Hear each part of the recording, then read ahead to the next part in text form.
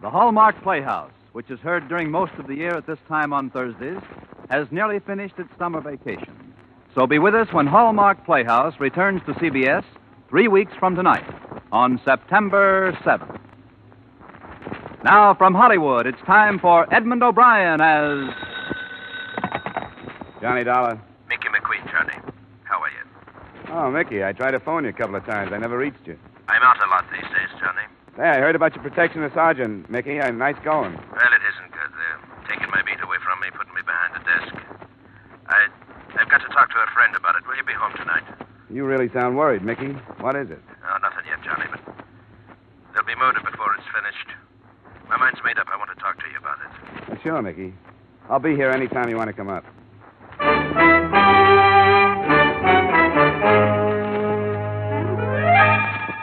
Edmund O'Brien in another adventure of the man with the action-packed expense account. America's fabulous freelance insurance investigator. Yours truly, Johnny Dollar.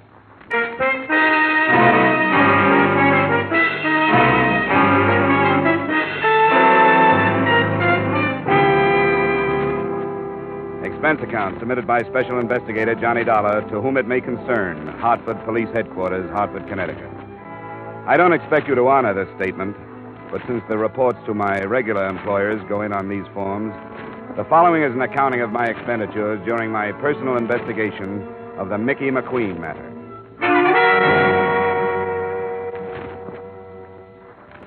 It's been my privilege to have worked a number of cases with Mickey McQueen here in Hartford, and through the years a friendship developed between us. So when he phoned Tuesday night to say he wanted to talk to me, I was glad to ask him over. But when it got to be 1:30 in the morning and he still hadn't arrived, I wasn't so glad. He arrived at 2. I'm sorry I'm late, Johnny. Yeah. Ah, what held you up? I was about to drop off. I had to think, Johnny. Ah, you're in uniform, Mickey. What about your beat? My beat? My beat won't miss me. After 20 years of walking it from dark to dawn, checking its doors and passing the time of night with its people, drunk and sober. Yeah. Oh, is it too late for a drink, Mick? I got your brand, some Irish. Yes, that was good of you. I've been a good policeman, Johnny. I can say that without sounding like I've stuck on myself, can't I now? Well, I've never heard anybody say anything else, Mickey. Well, I've got more friends to my credit than I have arrests. I'll say that. But I've got a quiet beat. Well, I think there are quieter beats in town. Maybe you're lucky. Here's to it. All right. But be careful what it is. There's murder being done and planned right this minute, Johnny. Them that can stop it don't have the heart, right or wrong. What are you talking about, Mickey? I know what I'm talking about. Are you feeling all right? Feeling all right? I'm as healthy as I was yesterday, ain't I now? I didn't see you yesterday. If they're taking my job, putting me behind a desk, a degrading end for a man that's been active for 20 years. After 20 years on your feet, you should take a rest. You've earned one. The very words that commission, Johnny. But, Johnny, Yeah, Mickey? never mind. The devil take them all. I've used up enough of your time. Wait a minute. You came over to talk about something more than your new job. What's this stuff about murder being planned and being done? I shouldn't have said it. I wish you'd forget it. What's the matter with you? You know me well enough to tell me, and you know me well enough to know I'll keep any confidence you want me to keep. You're a good friend, Johnny. Maybe that's why I changed my mind about telling you. And why'd you come over? Because I thought I was going to talk to you. But I'm not. Hmm? All right, it's your business. But you're acting like a kid, Mickey. Now, if you don't have anything to say to me, it's after 2. I may have a job in the morning. All right, Johnny. I'm sorry I bothered you. I'll say good night.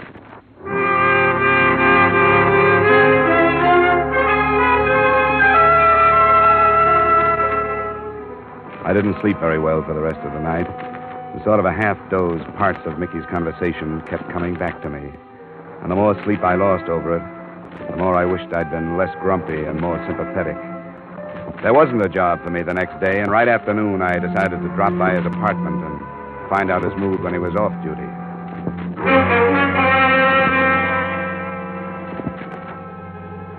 Mickey's apartment occupied the ground floor of a house not far from ours. I could hear a woman crying somewhere inside. I smelled domestic trouble, but I pushed the buzzer anyway.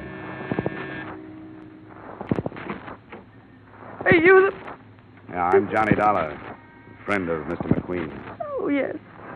Johnny Dollar. He said to phone you if I ever needed... Is he home?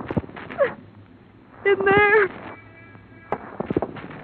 She pointed in the direction of a door smaller than the outside door, the door to either a bathroom or a closet. It was a closet. The clothes were bunched at one end of the rod, and from the other, still in uniform, his own polished leather belt drawn tightly around his neck, hung Mickey McQueen.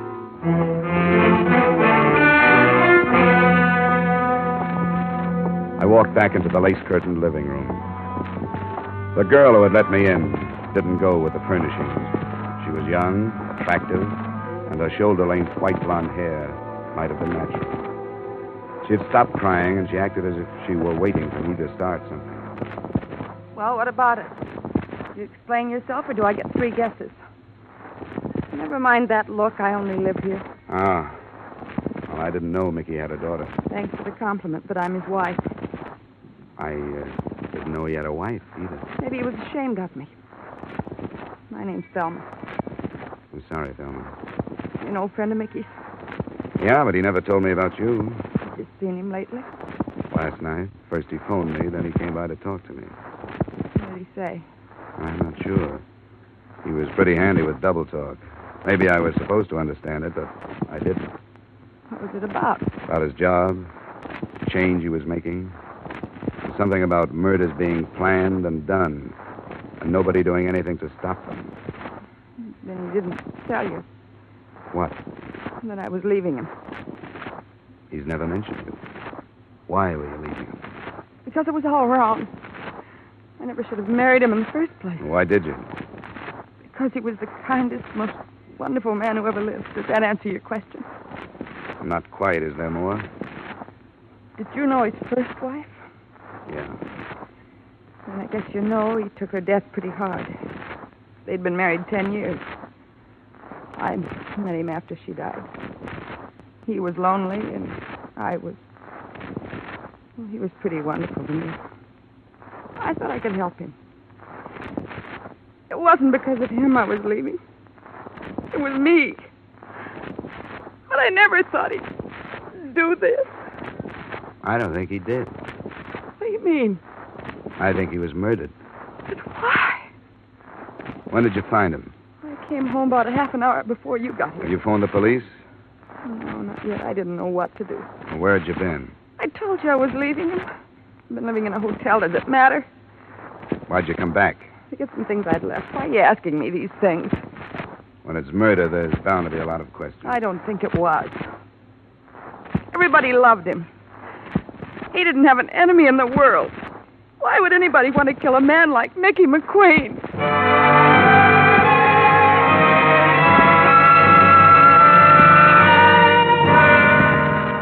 I didn't have an answer to that, but I started there in the house to try to find one. If it was murder by hanging, I knew it couldn't have been committed without a fight. But a half-hour search didn't uncover any traces of a struggle. I phoned in a report and left Thelma and the apartment.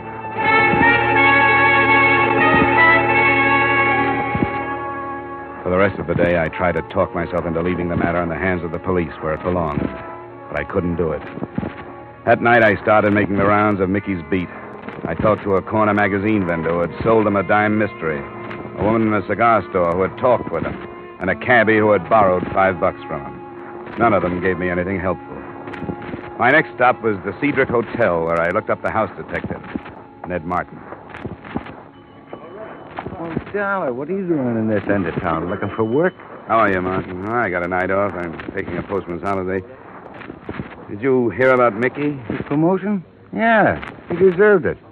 I didn't mean that. He's dead. Now, what happened? He was found hanging in his own clothes closet. The devil. Come on in the office where we can talk. Sit down. Oh, Mickey, I'll miss him. So will I. Did you See him last night? Yeah, he dropped in. He always did once or twice a night, just to shoot the breeze, you know. Why'd he do it? Did he leave a note or anything? I think he was murdered. What makes you say that? He came over to see me about 2:30 this morning. There was something on his mind. He wanted to talk, but he wouldn't. That figures. What do you mean? I noticed something about him last night. He was real low. I asked him what was the matter. He said it was because it was his last night on this beat. He was supposed to check into his new job today, but that didn't sound right to me. Did you know he had a wife? Yeah, I heard about it, and then I hounded him till he showed me her picture. Platinum blonde? Yeah, looked like it. And young. I didn't want to embarrass him by asking, but I wondered about her. What makes you think it was murder, Dollar? So you think Mickey was the type to kill himself? Well, no, but how can you tell? I guess you can't. All you can do is try to find out. Well, if you don't have anything more, I'll be on my way. Wait a minute. Hmm? I guess it was a dirty trick, and I wish I hadn't done it, but I snooped that marriage. I found out who she was. Her name was Thelma Weaver. She did a couple of years in Joliet. Where'd you get that? Well, things like that don't stay hidden. I'd drop it if I were you. I really would. What are you holding out on me? It's for your own good, Johnny. I'll shake it out of you if I have to. Okay, hero. You know Fred Koo, the Calcutta Club over on Bartlett? I know of him. He's a police informer, isn't he? Part-time. If you won't take my advice and forget it, go talk to him. And don't tell him who sent you.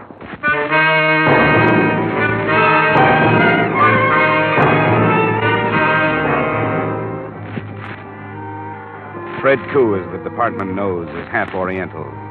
The day coroner's joined to Calcutta is Indian because he can get the effect with no more expensive decoration than reed matting and coconut husks. The place was small and was jammed when I got there by a crowd that was largely male. I didn't recognize a face, but from the atmosphere, I got the feeling I could have retired on 10% of the bail bonds they bought in their time. I found Fred Koo leaning against a potted palm. What do you want? I want to talk to you about Mickey McQueen. Do you have an office? You a cop, too? Only a private one. As a friend of Mickey's. Oh, sure. Roy. Yes? I'm in my office for a little while. If there's any trouble, you buzz me. What is that? Come on, this way.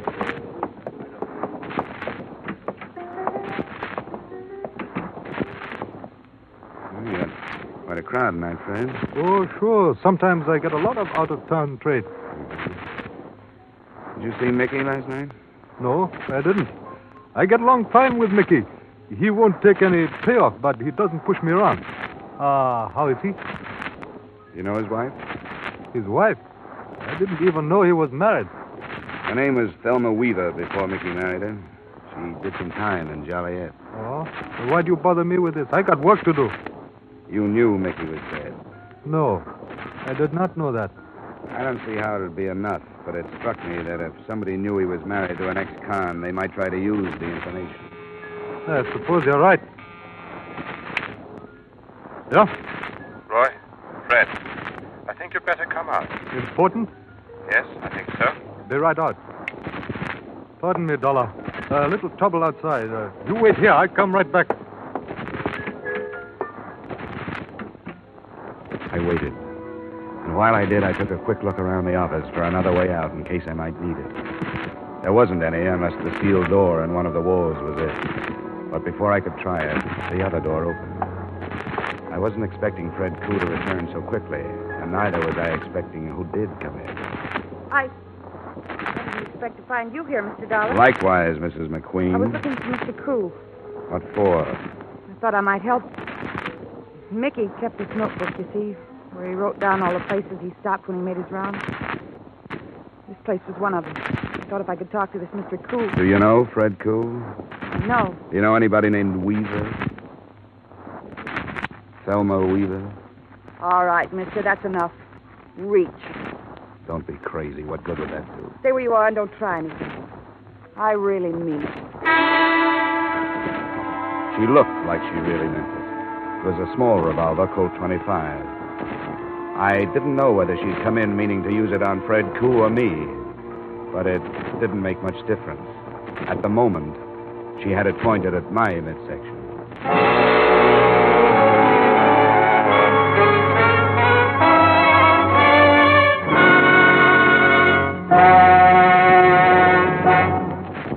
One of your longtime mystery favorites, Philip Marlowe, is now to be heard on CBS on Friday nights.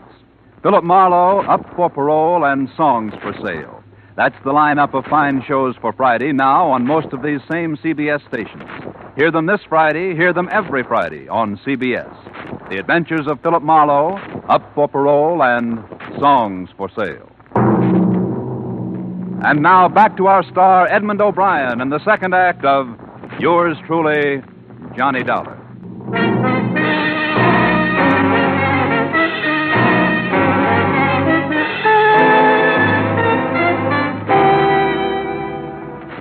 I couldn't figure. She held her little revolver as if she was used to the feel of it, but there had been something actressy about the way she said reach. I couldn't figure her, but I decided not to take a chance. I grabbed up the inkwell from the desk and threw not it, but the contents at her. Hey, what's the... Okay. Drop it. No. Drop it. Drop it. Now sit down. All right, what do you want? Depends on what you want. I told you. I want to find out who killed Mickey. At the apartment earlier today, you didn't think anybody had. What about it? All right, Johnny. How much do you know? That your name was Thelma Weaver, that you spent 2 years in Joliet. That's right. After 2 years in that place, I didn't want to go back to that life and start all over again. I gave the bunch in Chicago the slip and came here. That's how I met Mickey. He arrested me. Vagrancy. What a laugh. He showed up in court the next morning and got me released from his custody. I really felt for the first time like I could start life over again. I know it sounds corny. But good. You make it sound real good. You don't believe me, do you? Sure. I believe you as far as you've gone. I even believe the part about starting a new life. You saw that Mickey had a heart as big as the city, and you didn't lose any time moving into it. That was smart. It was about the safest hiding place you could have found. For you, but not for Mickey. How did I know about Fred Koo or the kind of man he is? Somebody spotted me and told me. I didn't waste any time getting in touch with Chicago. Those men out there, they all from Chicago? Most of them. Just about the tall one. Talks with an English accent. Yeah, I remember him. Roy. That's him. He came first. He checked the possibilities on Mickey's beat. He found out about Mickey's being moved over to a new job. Where was he being moved? Some desk job. Where? At the police arsenal. The arsenal. How did he find that out? I told him. I had to. He made me tell him. What are Roy's plans, do you know? Yes. Marquardt building. The one that has all the wholesale jewelers. No, that's no good. Mickey was supposed to help them with a job of that size, or they'd revealed that he was married to an ex-con. That's not enough. They must have more than that. I might as well tell you. Can't hurt me now any more than I've been hurt. His name's Roy Weaver. I'm married to him. He threatened to bring bigamy charges unless Mickey helped him. That'd do it. With your record, bigamy would be a long stretch. 5 years. Mickey would do almost anything other than cause me that. Who killed him? Roy did. I wasn't there, I swear I wasn't. But they met him after he got through work at 5:30 this morning. Why did they kill him? Mickey was all ready for his new job. He had the keys to the arsenal. Here's your gun. If you're on the level, you may need this, and the caliber's too small to do me any good. What are you going to do? I'm going to the police. Why not use the phone? It'll be tapped. That bunch would be in here before I got started. I wouldn't try it if I were you.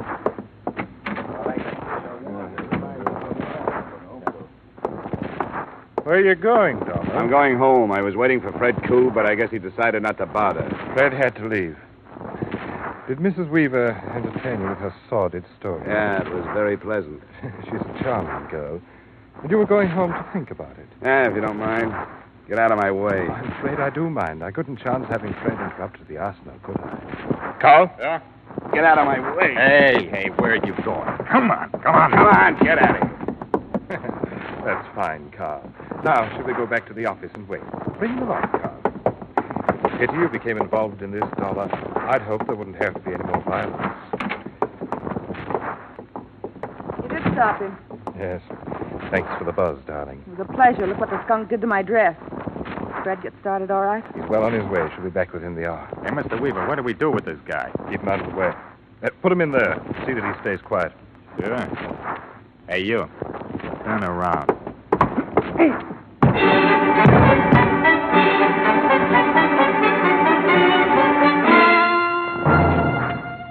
At least I found out what was behind the steel door I'd noticed earlier in the evening.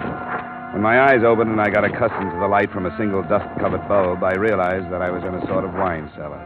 There were some bottles, but most of the storage space was taken up by a large and varied assortment of burglar tools. And there were a few weapons, too, but I knew that they were nothing compared to what Fred would bring back if the raid on the arsenal was successful. I glanced at my watch at 11:15, and right after that, I heard the heavy latch on the door being turned. I got back into my position on the floor, closed my eyes, and listened. Don't forget the bars, Carl. We'll need them for the inside doors. Yeah, I got you. Hey, Benson, you take these and I'll bring the rest. You want the guns in there, Mr. Weaver? We won't need them. Crocker? Yeah. Listen closely now. We're behind schedule. Both cars are in back. In the Buick, you'll find the things from the arsenal. Yeah. I want you to move half of them over into the Cadillac. What about the grenades, Fred? They're in a case marked CN-DM. Irritant gas, M6. You heard that? I got it. Open the case and put half in the Buick. Most important is the cordite powder for the vaults. There are 2 boxes. Put one in the trunk of each car. Right. Be careful with the touchy stuff. I know I'll handle it before. All right, get along then. And hurry. It won't take long. Now, Fred, you'll be in charge of one car. I'll be in the other. That's all right. We're agreed that we'll meet at the north entrance at midnight, both to approach the building from the east on Lincoln. Oh, that's the best. We'll have dropped 2 men to guard the south entrance. 2 of my men will subdue the guard at the north. They better. They'll spring the alarm in big hurry. You can trust me. They'll use Thompson's. Thelma, Yes, sir. where are you going? Don't be so snoopy. I'm going to powder my nose. You're coming with us. Sure, all right, if you want me to. I don't need you, but I don't think I should feel safe without you with me. Don't be long. I'll be right back. I think everything's ready for men here, Mr. Weaver. Good. Go to the cars then, Carl. What about the Seamus? Oh, we'll lock him up again. We'll decide what to do when we come back. Well, I guess he can't cause no harm in this.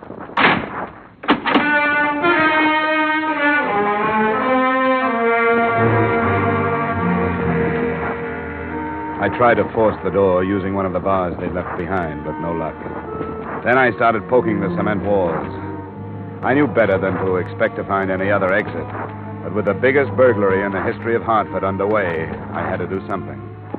I kept a check on the time, and it was 20 minutes before they were due to arrive at the Marquardt building when a sound stopped me. The steel door was being opened. I moved behind it, still holding the bar.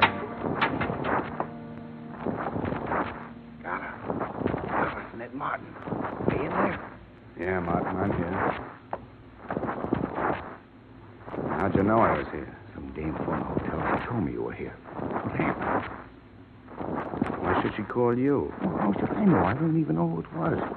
She just said she knew you came to the hotel and that you were locked up in here. I mentioned the Calcutta to you. I came over to see what it was all about. What's the matter? Don't you believe me? I don't know what to believe. You said you were holding something out on me when I talked to you. I was. I knew Fred Koo was telling me information about Mickey's wife to some guns from Chicago. I knew it could have led to trouble. Well, why didn't you tell me? You said it was for my own good. I thought it was, and mine, too. I didn't want you to know so much you'd have to tell where you learned it. Prove how smart you were. I don't like this kind of stuff. You got a car. Yes, but it stays right where it's parked. You tell me what's going on. The Chicago bunch raided the police arsenal. They're armed with everything from cordite to Tommy guns. They're going into the Marquardt building in less than 20 minutes. What's that? Wholesale jewelers. Will you take me out there? Take this part way if you're crazy enough to want to go. That's good enough. Let's get back into the office.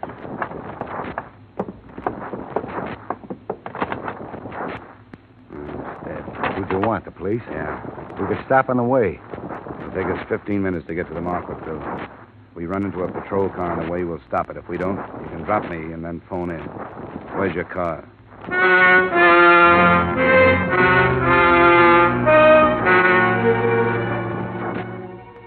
At the speed we traveled, we should have at least picked up a traffic cop, but we didn't. Martin wouldn't take me any further than the corner of Atlantic and Milton, and we reached there at 12 minutes after 12. That gave me 2 minutes to get to the Marquardt building. I didn't make it before they arrived, but it didn't make any difference. Both cars had pulled up and were unloading men. From a doorway about 50 yards down, I spotted Fred Koo and Roy Weaver. Then I saw Thelma. She got out of the Buick and started toward me. Thelma, where you going? Weaver shouted at her, but she didn't answer. Instead, she stopped, and I saw the little gun glitter in her hand as she turned back to them. Then I saw what she was aiming at. The trunk of the Buick, where the cordite powder was. Thelma, stop it! The car went up in a blast of powder and gasoline, and she moved back towards the other.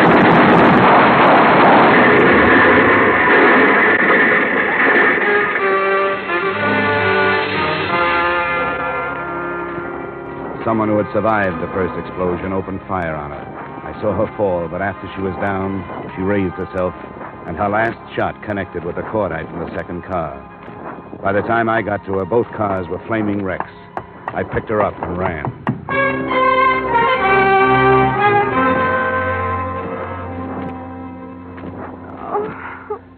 You're all right now, Thelma.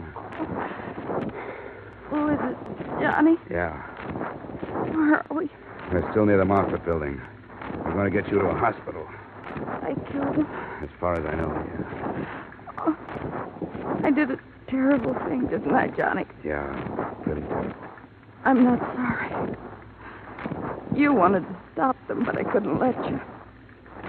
I wanted to get them all at once for what they did to Mickey. Don't talk now. Getting just Roy wouldn't have been enough. Would have been easy, but not enough. They were all in it. It was the only way. The cordite. Sure. Mickey wouldn't have liked me doing that, would he? He was so honest. He always had to do everything illegal. Well, he wouldn't have liked it, maybe, but he might have been proud of you. I am. Are you, Johnny? And you think he would have been? You really do? Yeah, I do.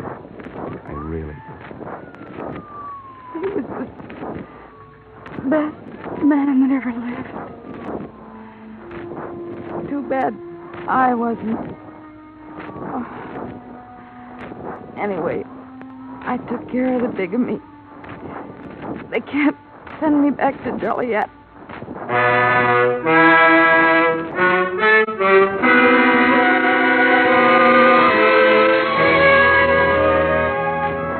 And that was it. Thelma Weaver McQueen, as the department knows, was DOA at Emergency Hospital. None of the mob got out alive except Roy Weaver, who lived long enough to sign a confession to Mickey McQueen's murder. I want you to know that I may have lost a good friend, but you have lost a better policeman. I hope to see those early news accounts that called him a suicide corrected. Expense account total, $0, 0 cents. Yours truly, Johnny Dollar.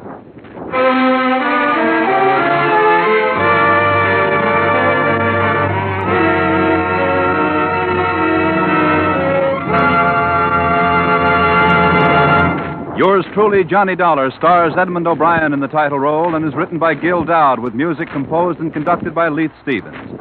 Edmund O'Brien can currently be seen starring in the Columbia Pictures production 711 Ocean Drive. Featured in tonight's cast were Bill Conrad, Virginia Gregg, Ben Wright, Jim Nusser, and Dan O'Herlihy. Yours truly, Johnny Dollar, was produced and directed in Hollywood by Jaime Del Valle.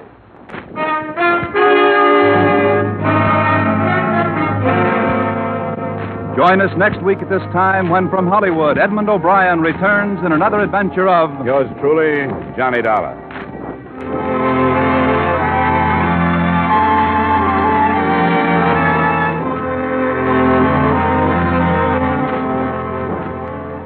Every Thursday night, CBS brings you a top Hollywood star in a new radio play on the Hollywood Theater. Comedy and melodrama, fantasy and mystery.